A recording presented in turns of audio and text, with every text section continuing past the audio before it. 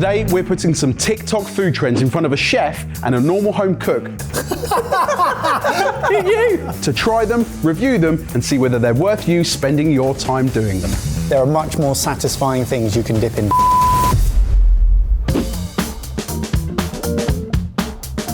Number 1, happy birthday. Oh, thank you. Number 2, I sent you a text. You did. We have Meze Mike. Just got back from Cyprus, and if there's one thing they love in Cyprus, it's a kebab. So here we're making some homemade doner. We start by blitzing a few onions and adding those to some mincemeat with some yogurt, olive oil, and a lot of seasoning.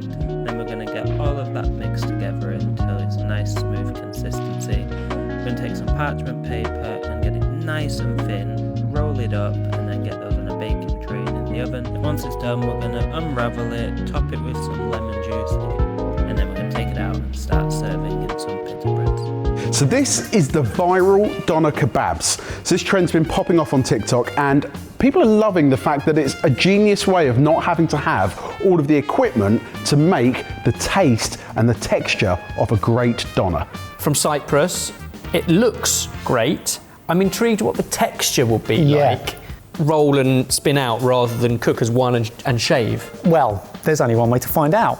So we've got you some pork mince, some beef mince, a load of spices and seasonings, onion, salt, oil, and yogurt. Excellent. I'd not really heard of or was aware of putting the yogurt through it. Yeah. It makes perfect sense. I use yogurt as a marinade on chunks of meat a lot. Hadn't considered putting it through a minced mixture. Now, I can already hear people running to the comments, because they ran to the comments on the TikTok video as well, to say that doner actually translates to spinning meat. So This ain't that. this isn't that, but it is the same flavours that we are used to having with doner, or a dana, I think was also mentioned as a potential replacement as well. As always, you can get around that just with hyphen style. Style, yeah. Inspired by.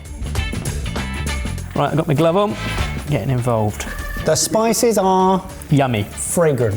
I don't think we provided a glove, actually. No, I brought my own. It's the texture, isn't it? Because it's very much it's a paste that ends up being sort of created and spread out. Really interested in how this is going to eat. The creator of this is Meze Mike. The video's had 8.6 million views, plus all of the other creators that have recreated it as well. And after it blew up, he's also done a similar method for chicken. With mince. Yeah, chicken doner. This is a pain in the arse doing it like this. Mike, that is almost comedically bad. Because not only is it a bad job, it took you 6 times longer.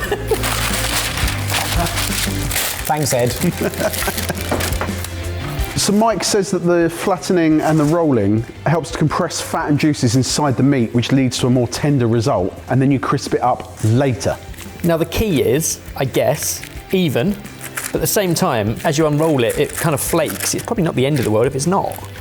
And then if you roll, and nice and tight. Now Mike, you and I have shared many an evening with doner, and I know that you're a big fan of particularly Berlin doner kebabs. Yes. Haven't you been to like the most popular kebab shop in the world? Mustapha's. Yeah?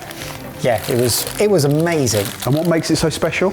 There's a lot of misconceptions about the greasy kebab of the UK, and I'm not saying that like there's not care and attention that goes into those, but Mustapha's was more of a gourmet style of doner kebab than I had tasted before. And I think that's the thing, isn't it? In the UK, we've done a fantastic job at making kebabs become the late night, after a few beers, go-to meal. Yeah, and that actually doesn't mean that some of those restaurants aren't actually fantastic and create a great product. I think it's what we've done to some of them. I mean, I've been to some and they've been terrible. I would also say though, the word grease I don't think is bad. You look at that recipe we've just watched, by the time you've cooked it, it is greasy as you unroll it. This is bound to be, this is fatty meat. We just put loads and loads of olive oil into it. So you're kind of expecting it and want it to be greasy. Greasy isn't a negative word, but we do associate greasy spoons and greasy late night kebabs as a lower quality meat. What I do think this is going to give you is a real lovely consistency, which you probably won't get from shaving a big thing necessarily. Do you shave your big thing? Sometimes. 4 big meat rolls into the oven for about 20 minutes. We'll drain them and then put them back in for 15. This is it. Oh, it's crisped up. So the bits that were touching the bottom of the pan are already actually quite crispy. Well, Meze Mike says that you can squeeze over the lemon, you can pop it back into the oven for a few minutes to crisp up further if you want, or personal preference, and this is the great thing about making it at home, make it how you like it. Well, I definitely think mix and match is good, because even when they sort of shave it off, you get little bits that are crispy, little bits that aren't, and we've got the best of both worlds here. It smells exactly as you would want it to smell.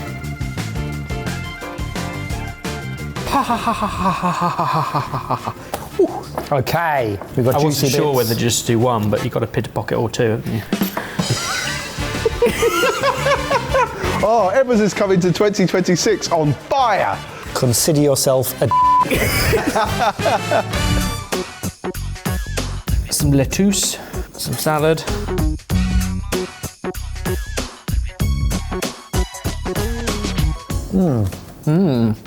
So good. Yeah. Okay. So good that every time I think about something to say, I go back for another mouthful instead. It's not rubbery, which was my concern of it being overcooked because it's so thin.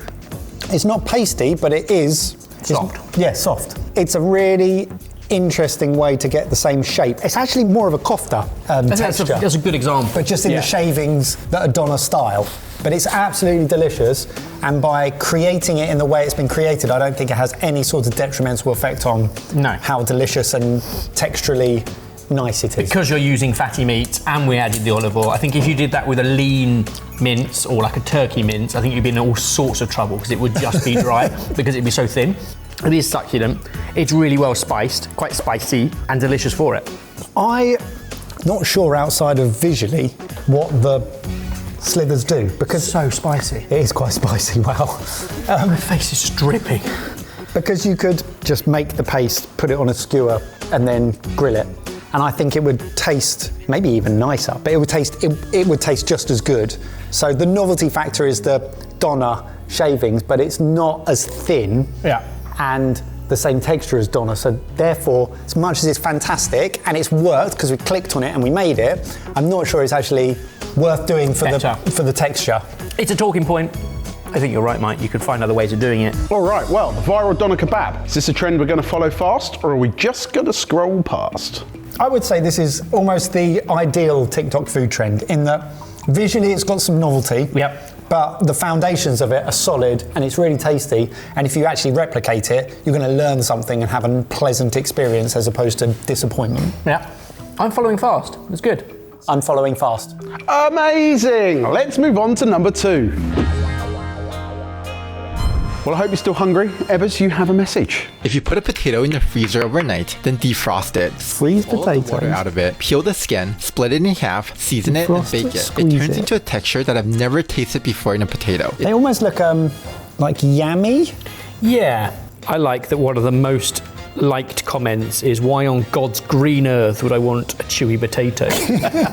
This intrigues me because of Peru. I was hoping you were going to say that. Were you? Yes, I was. No one else was. Because some people compare this to a chuño, Absolutely. which is a traditional freeze-drying potato product which is found in the Andean regions of Peru and Bolivia. And they used to literally leave the potatoes out to freeze. Yep. And then once they naturally defrosted, they would do that with it. Here comes the science part. So potatoes are 80% water, which when frozen ruptures the cell walls, causing the structure to collapse and the texture to change once it's thawed. Well read. Thank you. This makes for a crispy exterior whilst giving you a chewy interior. I'm here Fascinated. for trying it. It almost looked fluffy like bread, but I sense probably more chewy. Doughy. Do you want some frozen and then thawed jacket potatoes? Yes. So you're not going to believe this, but that is 2 frozen jacket potatoes. Didn't we do a TikTok trend where you take a potato and you grate it over burrata? The frozen. Oh, tomato. Tomato potato, you know. And when you leave them to thaw, he does that to them. Oh my goodness, look at the colour that comes out of it. They've been left to rest. It does look In like their bleeding juices. juices, yeah. Now, instantly, I would say, of your 80% water, at least 13% has already come out. Because look at that. 13. At least. Very specific. They have the texture of a really old pear. You know when you let a pear go and it goes all withered? It's interesting that you compare it, to a pear because the creator, Zhu, has also done this with pears as well. There you go. I wonder what a pear-looking pear looks like. Well, look at his TikTok. Once soft, squeeze out as much water as you can, peel the skin and split the potatoes in half. Oh, we are peeling them. Yeah. Oh, yeah. Fountain peppers.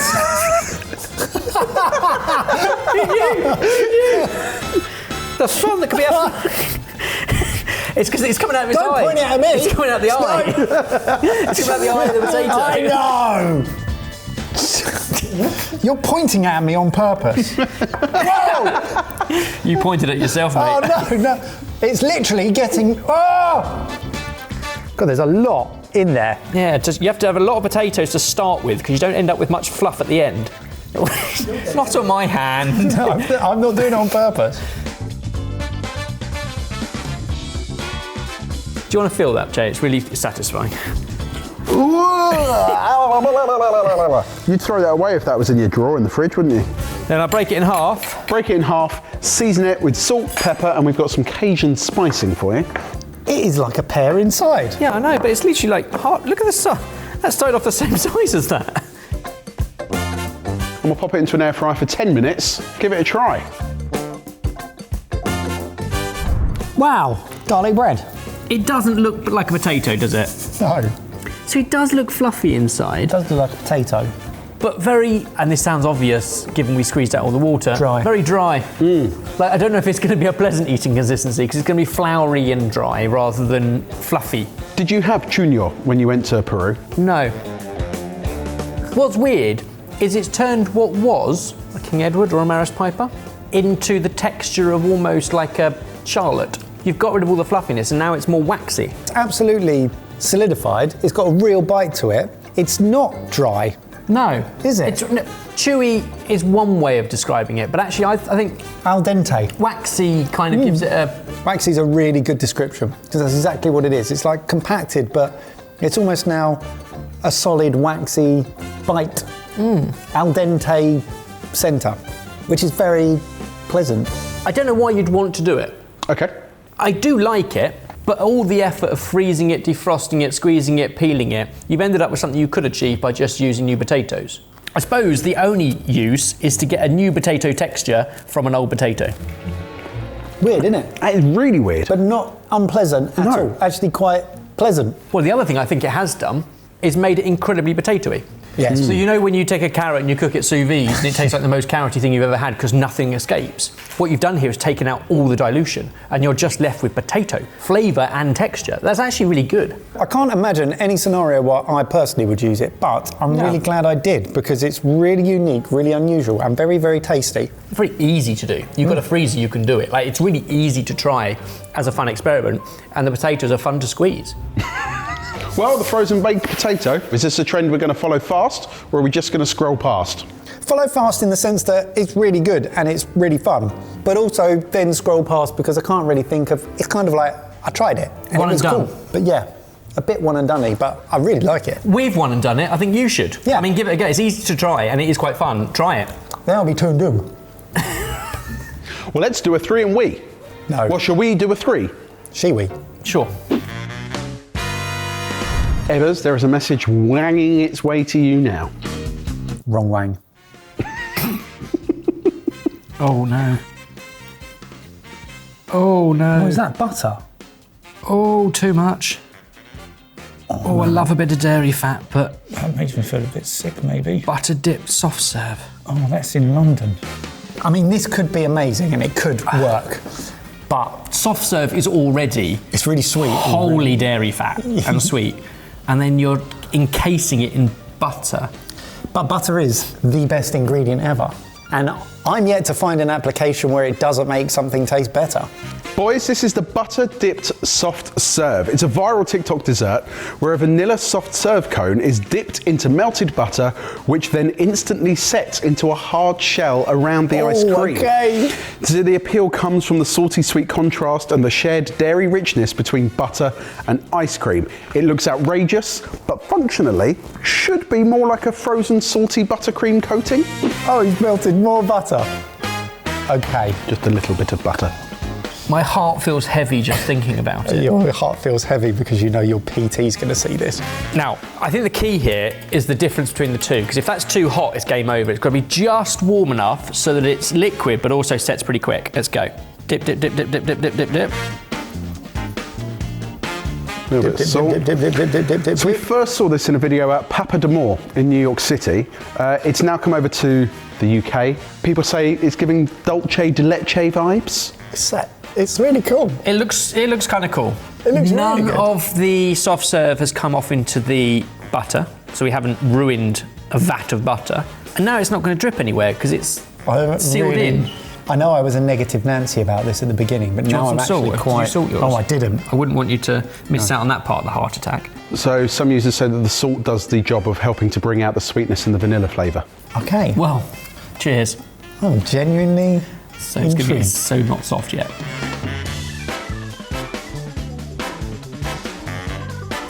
It's got something going on. It's butter. Right. Spoiler. Getting the caramel, Dolce de Leche. See, all I'm left with is greasy lips. Your weekend stage name. And I'm not sure whether that's what anybody wants. An ice cream should be a very Not anybody. sensual experience, and leaving left with greasy lips is not the one. So You've demolished yours. What I like about it, you know when you put chocolate or strawberry sauce on top of a soft serve and then it sets. It's the exact same texture as that. It just doesn't taste of chocolate, it tastes of butter. Salted butter. Almost fudgy. I'm wondering whether, like, if it was browned butter. Now, it's a interesting. little bit nutty. Yeah, something. Because at the moment, it's just dairy It is butter. fat. So some people have started using browned butter. Yeah, they might be onto something. Garlic butter? No. Right. What's your name, Heston? Just thinking of other butters that we could use. Oh, right, so I put a little bit of salt just on the ice cream. That does the whole sweet and salty thing. I'm not sure I can even really taste much of the butter. It's a texture thing. It's the casing, the shell that you kind of bite through, and then the greasiness that you're left with. Well, I think the point I'm trying to make is if you're going to enrobe something in butter, then you might as well be able to taste it if you're going to do that. Well, surely I'll that's let up you to double you. dip if you want. Yeah, double dip. Maybe you just didn't dip for long enough. I didn't. You've now dipped down the cone, and that bit's not going to freeze. That is just going to give you greasy fingers. I did it. You're going to have greasy lips and greasy fingers. I did a dip. I wouldn't order it if I was out. You forced me to do it. It's not the worst thing in the world, but I will probably never do it again. Would you pay £4.20 for it at Camden Market? No. Right. Now I tried it for a second time. You definitely can taste the butter, and it definitely adds a slightly different profile. It's all about texture, and actually I think putting a little bit of salt on it has more impact than completely casing it in the butter. I'm not sure it changes enough to justify dipping something in melted butter, in my opinion. There have been a few examples in this video that I think are one and done, but that's kind of the point, I think, of a lot of sort of TikTok viral food trends. Social media, yeah. You get hooked into it, you try it, and you go, yeah. I don't think you even need a one and done on this. I think you've seen it, I think you know it, you don't actually need to try it. I say try it once. Butter dipped soft serve. Is this a trend we're going to be following fast or just scrolling past? Scrolling past me. Yeah, this is a scroll past, sorry. Well, over to you in the comments. Let us know down below which one of those trends would you love to try and what trends should we be trying next? There are much more satisfying things you can dip in butter. And now it's time to find the fake. You little...